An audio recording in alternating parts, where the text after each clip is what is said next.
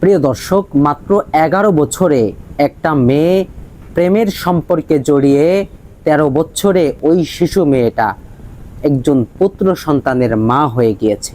এই ঘটনাটা কাল্পনিক মনে হলেও এটা একটি সত্য এবং বাস্তব ঘটনা। ঘটনাটি ঘটেছে ঢাকা মহানগরীর চকবাজার থানাধীন এলাকায়।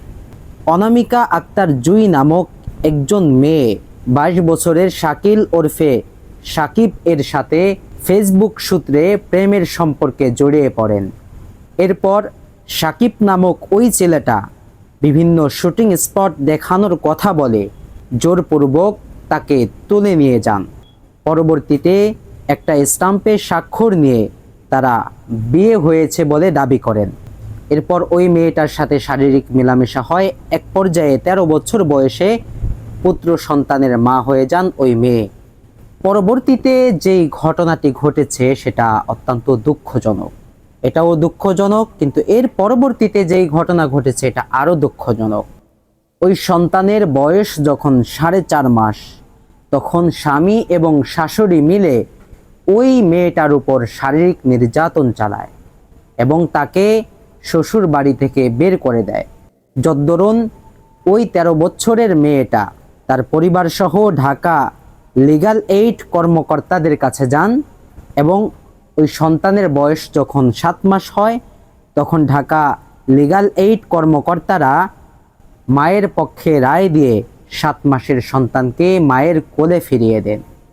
প্রিয় দর্শক, এই ঘটনা শুধু ঢাকা মহানগরীর চকবাজার থানাধীন এলাকায় ঘটেনি, এমন ঘটনা আজকে অহরহ পাওয়া যাচ্ছে। অনামিকা আক্তার জুই এবং 22 বছরের শাকিল ওরফে সাকিব এই যে প্রেমের সম্পর্কে জড়িয়েছেন ফেসবুক থেকে, এখানে আমার কথা হলো আজকে যে সামাজিক অবক্ষয় ঘটছে এর পিছনে অন্যতম অপরাধী স্বয়ং মা বাবা, যারা তাদের শিশু সন্তানদের হাতে মোবাইল ফোন তুলে দিচ্ছে। তারা ভাবছে আমাদের সন্তানদের এখনো বিয়ের বয়স হয়নি, কিন্তু প্রেমের বয়স তো হয়ে গিয়েছে, তাই তারা মোবাইলে প্রেম করছে, যাচ্ছে তাই করছে, কিন্তু মা বাবা তৎপর হচ্ছে না, তাদের কোনো খোঁজ খবর নিচ্ছে না। এই মোবাইল যখন শিশুদের হাতে চলে যাচ্ছে তখন যেই জিনিস তাদের জানার কথা ছিল না সেটাও তারা জানছে।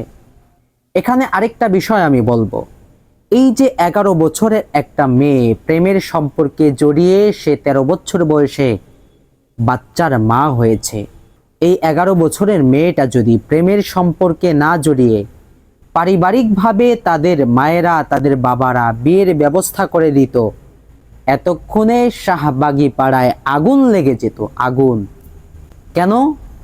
তারা চায় যে যেই বয়সে প্রেম করে সন্তান নিতে পারে সেই বয়সে বিয়ে করে সেটা নিতে পারবে না, তাহলে হবে বাল্যবিবাহ, শিশু নির্যাতন।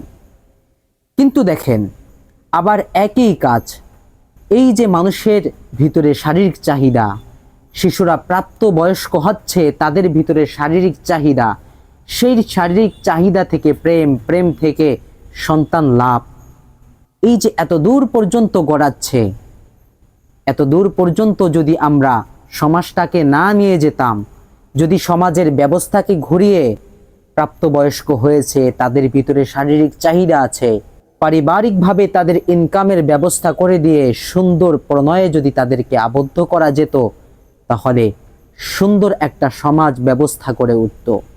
আজকে কি হয়েছে? সেই 11 বছরের মেয়েটা 22 বছরের স্বামীর হাতে নির্যাতিত হয়েছে। শুধু তাই নয়, শাশুড়ির হাতে নির্যাতিত হয়েছে। যেই মেয়েটার বয়স 11 থেকে 13, সে নিজেই একজন শিশু, আজকে শিশু হয়ে সে স্বামীর বাড়ি থেকে বিতাড়িত। কেন বিতাড়িত? ওই মেয়ের পক্ষ থেকে যেই অভিযোগ পাওয়া গিয়েছে, স্বামী তাকে প্রেম করে বিয়ের বন্ধনে আবদ্ধ করার পরেও সে পরকীয়া করে দ্বিতীয় বিয়ে করেছে। এবং আরেকটা অভিযোগ, সে ওই মেয়েটার পরিবারের কাছে যৌতুকের দাবি করেছে। আরেকটা অভিযোগ, সে তার শিশু সন্তানকে কেড়ে নিতে চেয়েছে। এই যে অভিযোগ, 11 থেকে 13 বছরের একটা মেয়ে এই যে শারীরিক নির্যাতন, প্রেমের সম্পর্কে জড়িয়ে শেষমেশ না টিকে থাকলো তাদের বিয়ে, আর না টিকে থাকলো সেই প্রেম আর ভালোবাসা। এজন্য এই কাজটাই যদি পারিবারিকভাবে বিয়ের মাধ্যমে হতো, আমি মনে করি শারীরিক নির্যাতন হতো না এবং এই প্রণয়ের বন্ধনটা আজীবন অটুট থাকতো। কিন্তু সমাজ ব্যবস্থা আজকে কত দূর চলে গিয়েছে একটু কি ভেবে দেখেছেন? আমাদের সন্তানদের হাতে আমরা গুনাহের আসবাব তুলে দিচ্ছি। একদিকে তারা গুনাহের অথৈ সাগরে হাবুডুবু খাচ্ছে, অপরদিকে তারা এরকম বৈধ ব্যবস্থাপনা না থাকার কারণে এরকম অবৈধভাবে বিভিন্ন কাজ করে বেড়াচ্ছে। এর জন্য সর্বপ্রথম দায়ী হচ্ছে মা বাবা, এরপর সমাজ, এরপর এই রাষ্ট্র ব্যবস্থা। যেই রাষ্ট্রে এরকম সাবালক হলে তাদের জন্য বিয়ের ব্যবস্থা করা হয় না, বিয়ে করলে সেটা হয়ে যায় বাল্য বিবাহ। আবার ওই একই বয়সে যখন বিভিন্ন পার্কের চিপায় চাপায় অবৈধভাবে ধরা খাচ্ছে, সেটা ওই শাহবাগীদের কাছে অন্যায় হচ্ছে না কেন? তারা চায় এই অবৈধ রীতি অটুট থাকুক, এই সমাজ ব্যবস্থা ধীরে ধীরে এভাবেই ধ্বংস হয়ে যাক। তাই সর্বপ্রথম আমাদেরকে সচেতন হতে হবে। বাংলাদেশের এই যে পারিবারিক ব্যবস্থা, সামাজিক ব্যবস্থা, এই সিন্ডিকেট ভেঙে দিতে হবে। আমাদের সন্তানদেরকে পড়ালেখার পাশাপাশি ব্যবসা শেখাতে হবে, তাদেরকে আর্থিকভাবে সচ্ছল করে গড়ে তুলতে হবে এবং প্রাপ্ত বয়স্ক হলে তাদেরকে বৈধভাবে প্রণয়ে জড়িয়ে দিতে হবে। তাহলেই ভাঙবে এই অবৈধ সিন্ডিকেট।